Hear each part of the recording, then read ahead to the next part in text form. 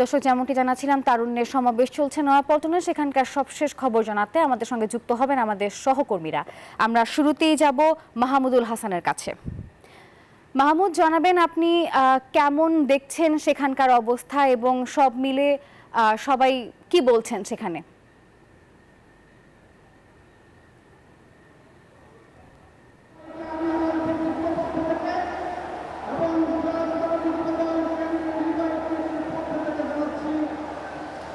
ধন্যবাদ। আপনি যেমনটা বলছিলেন যে আসলে তারুণ্যের রাজনৈতিক অধিকার প্রতিষ্ঠায় যে সমাবেশ, সেটা কিন্তু আসলে এখন সমাবেশ নাই, সেটা কিন্তু আসলে জনসমুদ্রে পরিণত হয়েছে।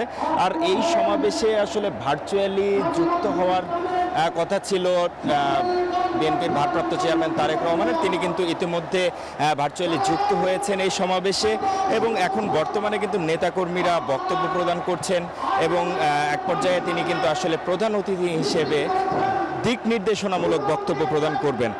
আসলে দুপুর 2টায় এই সমাবেশ শুরু হওয়ার কথা থাকলেও সকাল থেকে কিন্তু নেতাকর্মীরা এখানে আসেন এবং এখানে কিন্তু সমাবেশ স্থল পুরো একেবারে জনসমুদ্রে পরিণত হয়েছে।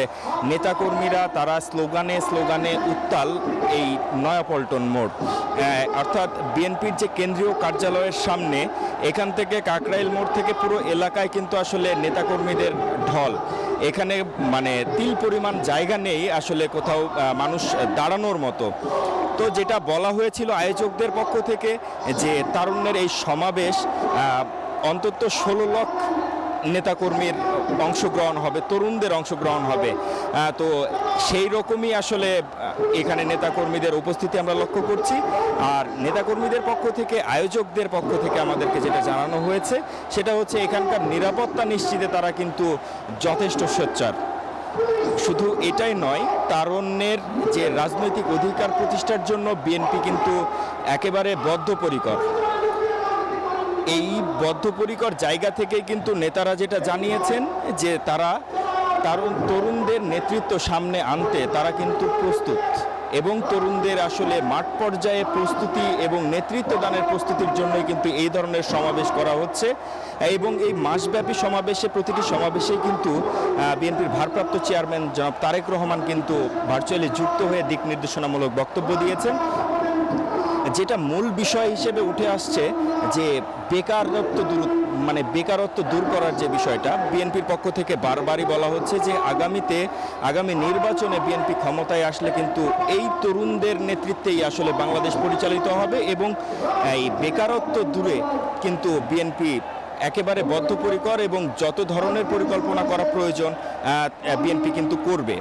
এবং যারা এই তরুণ নেতারা যারা এসেছেন, শুধু এই রাজধানী ঢাকা না, সিলেট, ময়মনসিংহ, ফরিদপুর থেকে সহ আশেপাশের কিন্তু জেলা থেকেও নেতাকর্মীরা এখানে এসেছেন। যুবদল, স্বেচ্ছাসেবক দল, ছাত্র দলের নেতারা এখানে এসেছেন। তারা বলছেন তারা ভোটের অধিকার ফিরে পেতে চান এবং তারা স্ব-ইচ্ছায়, নির্দ্বিধায় তারা কিন্তু আসলে ভোট প্রদান করতে চান এবং তাদের নিজেদের পছন্দের নেতৃত্বকে বেছে নিতে চান।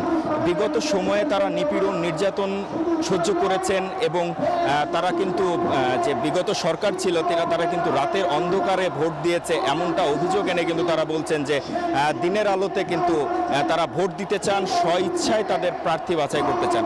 তো এইখানে এখনকার পরিস্থিতি অনুযায়ী নেতাকর্মীরা বক্তব্য প্রদান করছেন এবং এক পর্যায়ে বিএনপির ভারপ্রাপ্ত চেয়ারম্যান, যিনি প্রধান অতিথি হিসেবে এখানে ভার্চুয়ালি যুক্ত হয়েছেন, তিনি আসলে দিক নির্দেশনামূলক বক্তব্য প্রদান করবেন এই তারুণ্যের সমাবেশে। তো এই ছিল আমার কাছে সর্বশেষ। এখানে আছেন সহকর্মী আমাদের সাইফুল, আমি তার কাছে সরাসরি যাচ্ছি।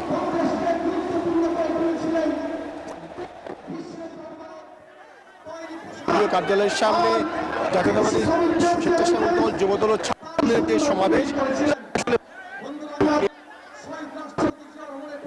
বিএনপির ভারপ্রাপ্ত চেয়ারম্যান তারেক রহমান আজকের এই সমাবেশে যুক্ত হয়েছেন এবং আরও উপস্থিত আছেন বিএনপির স্থায়ী কমিটির সদস্য আমির খসরু মাহমুদ চৌধুরী, কমিটির সদস্য সালাউদ্দিন আহমেদ এবং বিএনপির স্থায়ী কমিটির সদস্য বাবু গায়শ্বরচন্দ্র রায়।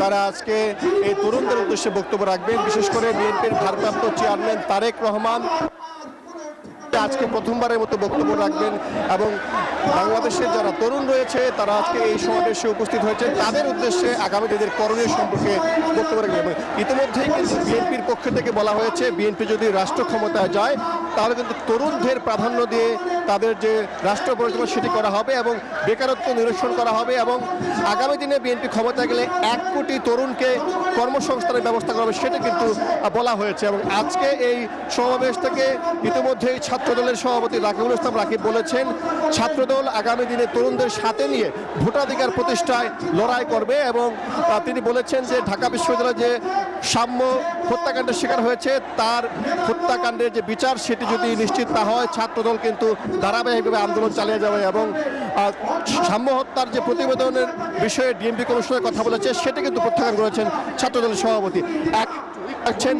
দলের সম্পাদক নুরুল ইসলাম নয়ন, তিনি মূলত তরুণদেরকে আগামী দিনের করণীয় সম্পর্কে নির্দেশনা দিচ্ছেন এবং তিনি বলছেন যে যদি চলতি বছরের ডিসেম্বরের মধ্যে ভোট দেওয়া না হয় তাহলে কিন্তু তরুণদেরকে সাথে নিয়ে এই 3 সংগঠন লড়াই চালিয়ে যাবে এবং সরকারের বিরুদ্ধে কিন্তু আন্দোলনে নামবে।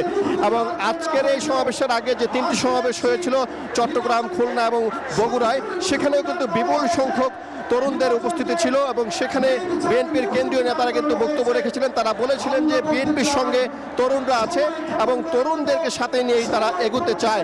এবং আজকের সমাবেশে কিন্তু বিএনপির পক্ষ থেকে একটি দিকনির্দেশমূলক বক্তব্য রাখা হবে, বিশেষ করে দলের ভারপ্রাপ্ত চেয়ারম্যান তারেক রহমান এই 3 সংগঠনের পাশাপাশি যারা তরুণরা এখানে উপস্থিত হয়েছেন আজকে ঢাকা, ময়মনসিংহ, ফরিদপুর এবং সিলেট বিভাগ থেকে, তাদের উদ্দেশ্যে তারেক রহমান বক্তব্য রাখবেন, তাদেরকে দিকনির্দেশনামূলক বক্তব্য রাখবেন। পাশাপাশি বিগত 3টি নির্বাচনে যে তরুণরা তাদের ভোটাধিকার প্রয়োগ করতে পারেনি সেই বিষয়ে কিন্তু আজকে এখানে বক্তব্য রাখা হবে। এবং বিএনপির পক্ষ থেকে তারেক রহমান আসলে এর আগেও কিন্তু বলেছেন যে তরুণদের যে রাজনৈতিক অধিকার সেই অধিকারের মূলে কিন্তু রয়েছে ভোটাধিকার এবং সেই ভোটাধিকার থেকে কিন্তু বিগত 3টি নির্বাচনে কিন্তু বঞ্চিত হয়েছে তরুণরা। তাদেরকে কিন্তু সাথে নিয়ে কিন্তু বিএনপি আগামী দিনে সুষ্ঠু নির্বাচনের যে দাবি সেটি কিন্তু আদায় করতে চায় এবং তরুণদের ভোটাধিকার নিশ্চিত করতে চায়, বেকারত্ব নিরসন করতে চায় এবং তরুণদেরকে কর্মক্ষম হিসেবে গড়ে তুলতে চায় এবং আধুনিক বিশ্বের সাথে তাল মিলে যাতে তরুণরা এগিয়ে যেতে পারে সেটা কিন্তু বিএনপি নিশ্চিত করতে চায়। এবং আজকের এই সমাবেশে আমি লক্ষ্য করেছি সকাল থেকে কিন্তু হাজার হাজার নেতাকর্মী তারা কিন্তু মিছিল নিয়ে এই নয়াপল্টনের বিএনপির কেন্দ্রীয় কার্যালয়ের সামনে সমবেত হয়েছে এবং এই কার্যালয়ের সামনে থেকে খণ্ড খণ্ড ভাগে কিন্তু এখানে নেতাকর্মী মঞ্চের ডান পাশে হয়েছে এবং বাম পাশে দল এবং ছাত্র নানা রং বেরঙের ফেস্টুন নিয়ে ব্যানার নিয়ে আজকের এই নেতারা কিন্তু সাধারণ জনতা রয়েছে, তারা কিন্তু বলছেন আসলে আগামী দিনে তিনি অঙ্গ হিসেবে